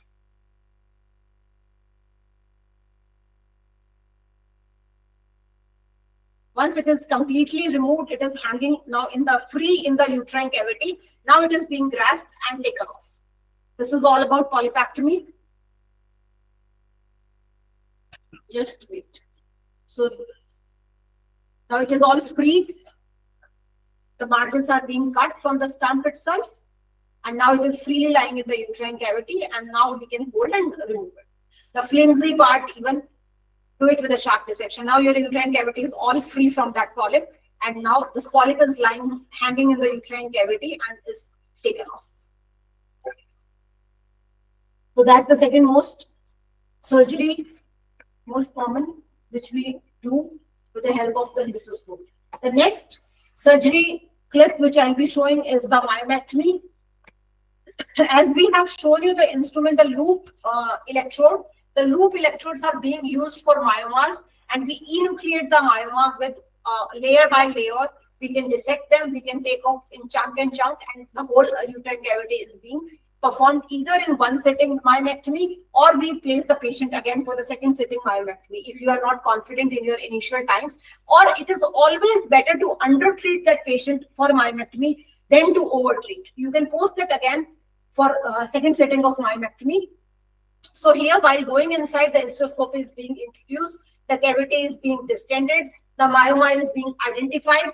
Because of the myoma, sometimes both the cornue's position also change. The cavity normal architecture is changed. This is one of the cornue which is visualized here. That was the second cornue. This is the loop electrode. So I have introduced the loop electrode here, and I'll be taking out myoma in chunk and chunk. This is the myoma tissue, which is basically like bloodless kind of a tissue.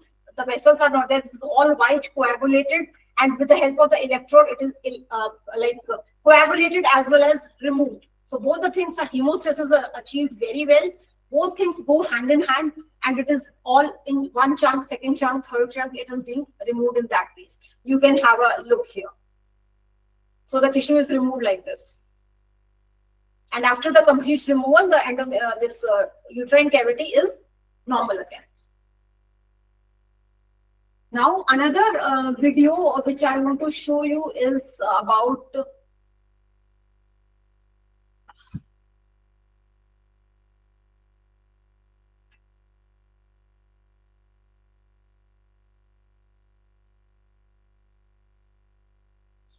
this is all blood. The moment the cavity is distended with normal saline, this will lighten up, fade up, and the clear structures will be seen. This will be the picture while we start introducing our hysteroscope, and there is some injury because of the hysteroscope, and it is all blood kind of a stuff which we see, all red. But moving on ahead with this, we see the clear structures which are present. So this is basically, you can see this affiliated growth here. So this is the case of active endometritis where the hysteroscopy was being planned, and you can see the look which is not at all looking as normal. There are multiple like papulated growths, or you can see the uneven kind of endometrium. So it was a case of endometritis. I just wanted to just show you this abnormal kind of endometrium, which you can identify in course of your cases. And then these cases of endometritis, as we say, the ball electrode is being used, patients are being treated, endometrial ablations can be offered to the patient, and patients are very well treated after endometrial ablation procedures. Moving on to one more video I want you to have a look on is the Mullerian duct anomaly, that is the bicornuate uterus. So in cases of bicornuate uterus, what I say is it should be, your hysteroscopy should be combined with the laparoscopy. So in this case, this is the laparoscope which we have introduced, and this is the abdominal cavity where we are seeing the fundus of the uterus from outside. These are the two tubes as well as the structures from the laparoscope which we can see. This is from the hysteroscopic picture. From down, we have put a hysteroscope with a loop resection. and it is being corrected from both the sides. And the moment the cavity is being resolved, we can feel that from above the laparoscope which is present inside. We can have that visualization. So it is connected to the screen, and the moment it is being normal and like cavity, the look is being confirmed from the laparoscope. So it is being cut. This cornea is cut. This was a complete cavity division. So it is being coagulated and cutted, and both corneas will come in the like same plane, and that makes us with a normal uterine cavity, and it is confirmed from the laparoscopic view of the fundus. Let's see that the moment it is being completed, you will be able to see both the corneas in one plane. And that's the stop point where we want to stop the surgery, and we are fine enough that we have created a normal fundus. So these electrodes work as like coagulation as well as cutting. We are doing with the electrode only. And the moment it is completely done, otherwise, if I would not have put the laparoscope, what could have been happened to the patient is it might perforate the fundus. I will not be knowing much on the complete contouring of the normal cavity. And to have the more confidence as a surgeon, as initial stages, you should put a laparoscope. See, here we are visualizing the fundus part here. You can have this visualization and it becomes normal contouring of the fundus. Otherwise, it was dimpled down in case of bicornuate uterus. So these were like few cases which were like I wanted to show you on hysteroscopy. And trust me, with more practice and more learning, you will be able to do all the procedures yourself while you practice, learn, and keep practicing. So this was all about this small brief about the surgeries and this hysteroscopy. To know more about it, stay tuned, stay connected, and take the offline courses where you can practice the instruments. Thank you so much. See you again. Hello everyone, this is Dr. Jyoti Yadav on behalf of Medicity, India's premier training institute on medical field. We are launching a cosmetic gynae course, which will be a 3 days intensive program from basics of cosmetic gynae to the advanced procedures. In those 3 days duration, we will be covering everything with the trained faculty. You will be learning. So grab this opportunity to learn more on cosmetic gynae with us, the Medicity. So if you are a young gynecologist who keens to learn about cosmetic gynae, do connect to us, where we will be teaching you all the procedures in cosmetic gynae, starting from PRP to vaginoplasty to hymenoplasty. Everything will be taught in these 3 days program. So don't miss this opportunity. So grab it fast and do enroll in this program.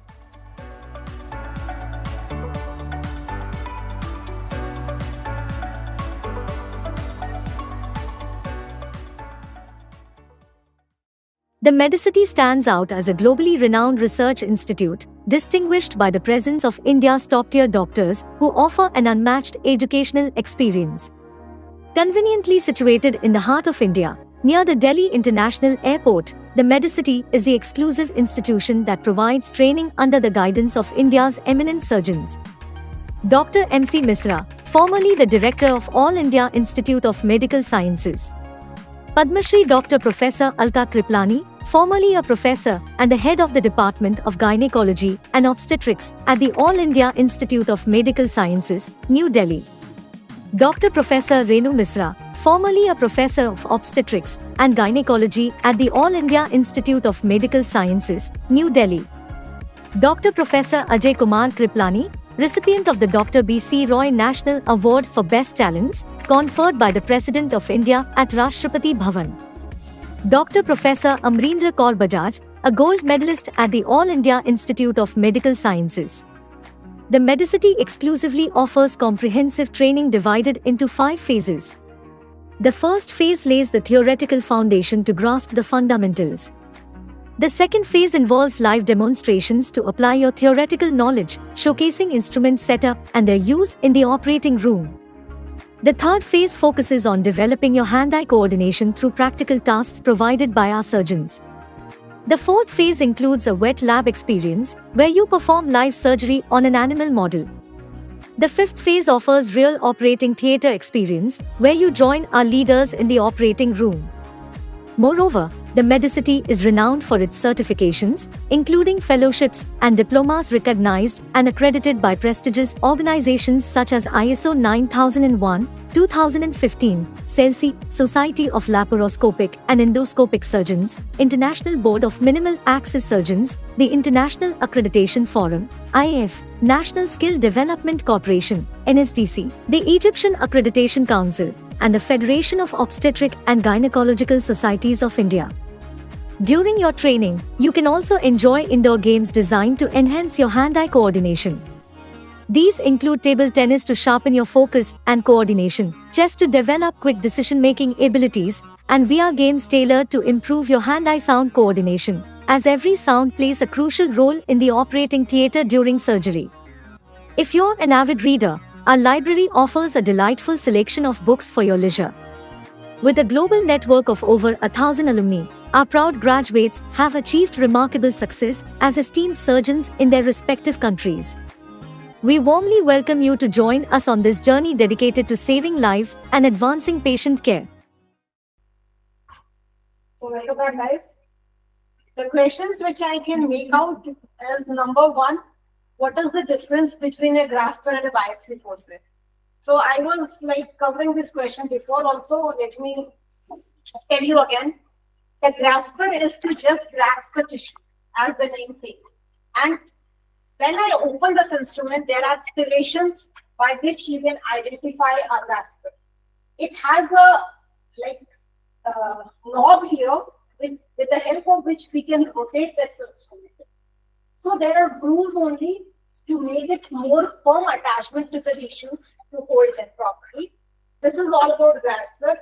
When I say biopsy forceps has a screw kind of a thing here. In order to cut, in order to firmly take that much of the tissue which is needed for our diagnosis of any pathology like endometrial cancer, and that particular tissue is being taken off and put in the solution to send for histopathological examination for a designated diagnosis. So, and it also has a knob here. So these are the two instruments which look, as of now, I think at the camera as similar, but once you open them, they are different. You can make the identification only by opening the instrument. There is no external difference as such.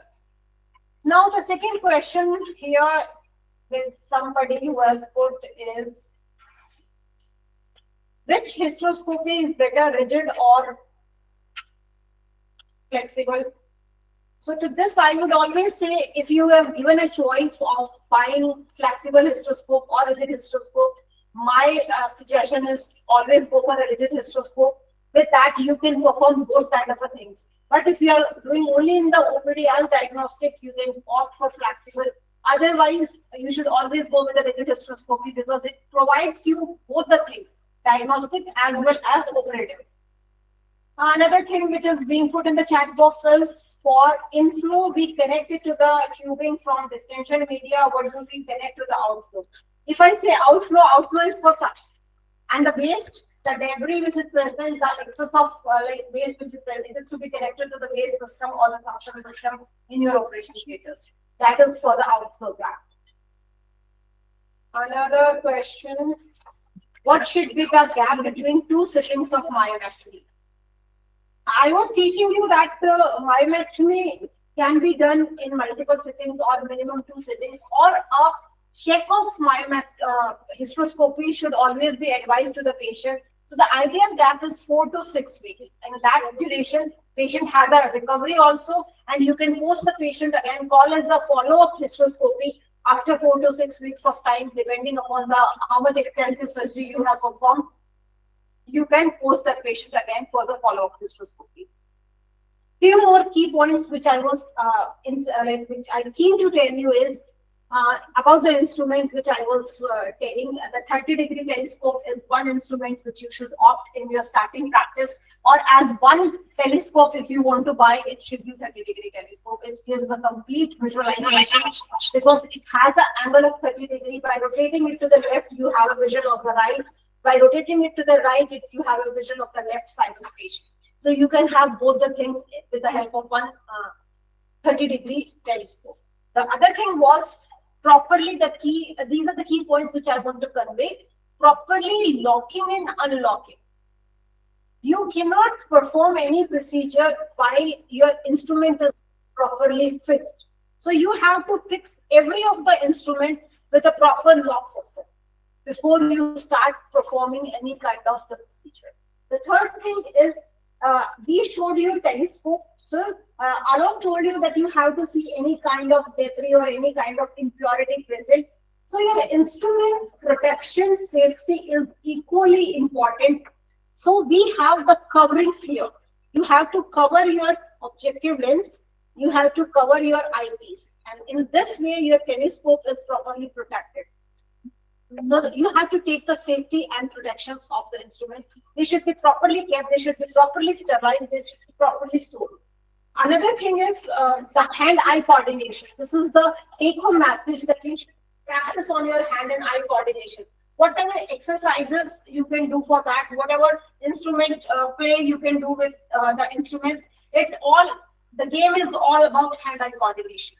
Now, if I say there was one thing which was being conveyed during the course, that you should always have a pull mechanism, not the push mechanism. If you try to open the instrument before you reach the origin of that particular pathology, you will push that pathology inside. But if you go beyond that and then you start doing it, you have to have a pull mechanism to remove that pathology.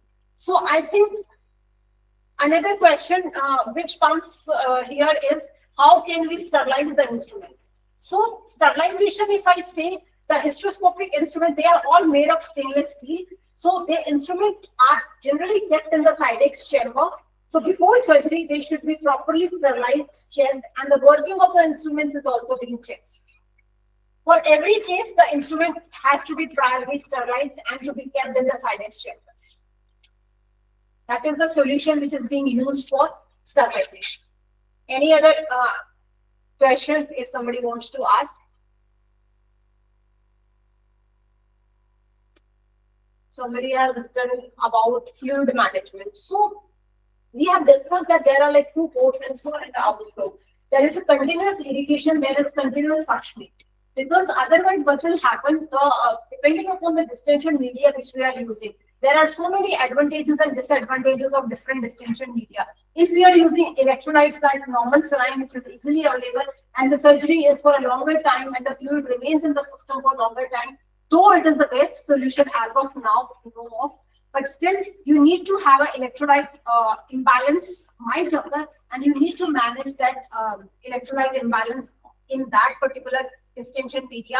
Other distension media, gaseous distension media, have their own disadvantages, and all those to be corrected well in time. Patient has to be observed post-operatively, and all the things to be managed post-operative time for 24 hours.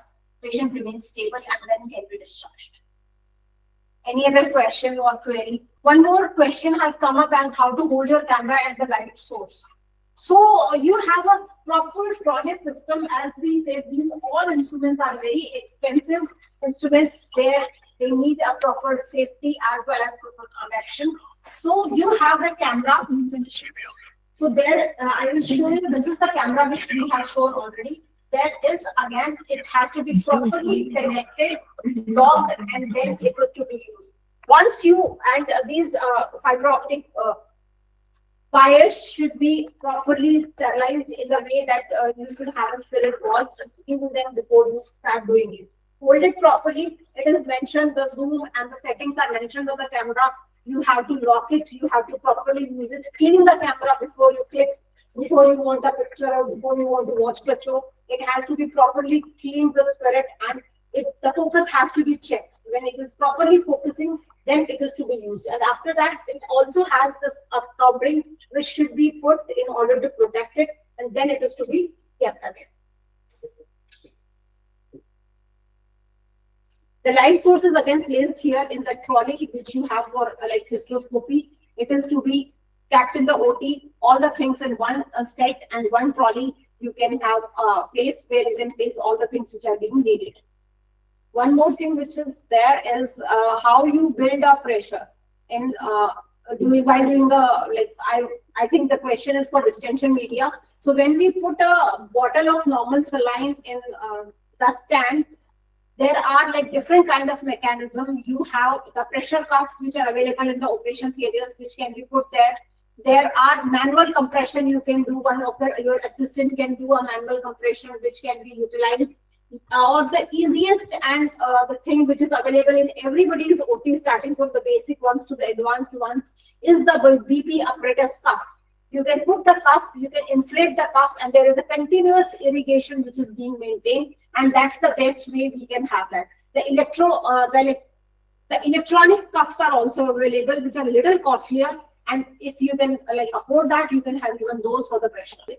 There is a question that in cases of acutely retroverted uterus, I think this we have covered in the lecture, that if there is acutely retroverted uterus, which we know, your scope insertion, your telescope insertion should be very precise if you are confident enough, or you should defer the hysteroscopy. If it is very acutely retroverted, you might perforate the uterus, you might perforate the fundus. So you have to be cautious and confident and direct your telescope accordingly, according to the shape of the uterus or the retroversion. What are the financial burden of hysteroscopic instruments if you want to start your hysteroscopic practice? Okay. So answer to this question is, in many places, what happens is you have a person who is lending you the instrument for a particular surgery. Either you have a contract with those kind of people where they bring all the instruments to your OT for your surgery, and you can start your practice in that way. Other vertical is you have to buy the instruments. You buy all the set of the hysteroscopy and laparoscopy of your own in your operation theaters, and then you can practice. So in initial days, you can even take the freelancing instrument sets, which you can use for your surgery, and after that, once you become confident, once you have that much of the finances with you, you can have your own setup of instruments. What do we do when there is a fluid leakage in? Fluid leakage where? See, we have already shown you that these are the two sheets, and the ports are basically for suctioning. There is no leakage as such, or you can fix it up during the procedure with the instrument itself. You can fix your leakage part. I am still confused with the question what exactly she wants to ask me. Or you want to say that in cases of multiparous uteruses, the cervix is very loose and there is a leakage. So in those cases, even you can plug the cervical canal, if so, but it doesn't generally happen that way. And you can have, because you are doing a continuous irrigation. It is nothing like in laparoscopy that you inhale, you inflate with a particular amount of gas, and if there is a bigger incision, it might leak off. So in cases of multiparous uteruses, in any case of uterus, you are having a continuous irrigation, so the leakage will not cause any problem in the field of vision. If in case you still want to have, you can put the clips on the cervix and make it like leak proof with the help of either tenaculum. You can plug it. You can plug it even with the help of the Foley, this Aries forceps, whatever instrument is available, you can seal it. Or you can even use the patient position. You might change a little bit so as to head down or something like that, so that the fluid doesn't come out. Yes, sometimes there are like chances of having a fluid overload, and those conditions are again to be managed in ICU settings in your hospitals. It has to be properly corrected before you discharge the patient, but the complication rate is very less. But yes, no doubt it might. So with this, I think I have answered maximum of your questions. If still something comes up in your mind, you can put it in the chat box, and we can have a follow-up meeting once again to answer all your queries for detailed discussion. For any other topic, if you want to discuss or you want us to speak on, you can just mention them, and we'll be happy to answer those topics also. We'll be coming up with more of webinars, with more of topics, and with panel discussions with multiple faculty members. All those things, if you are interested, you can give us the inputs. We will be happy to answer. We will be happy to come up with all the queries which you put across. So once again, this is Dr. Jyoti Yadav signing off with this webinar. Have a happy Sunday ahead. The Medicity is again the one of the institute which will be providing all the online, offline courses. So many queries to be resolved on this platform. So stay tuned, stay connected. Thank you so much.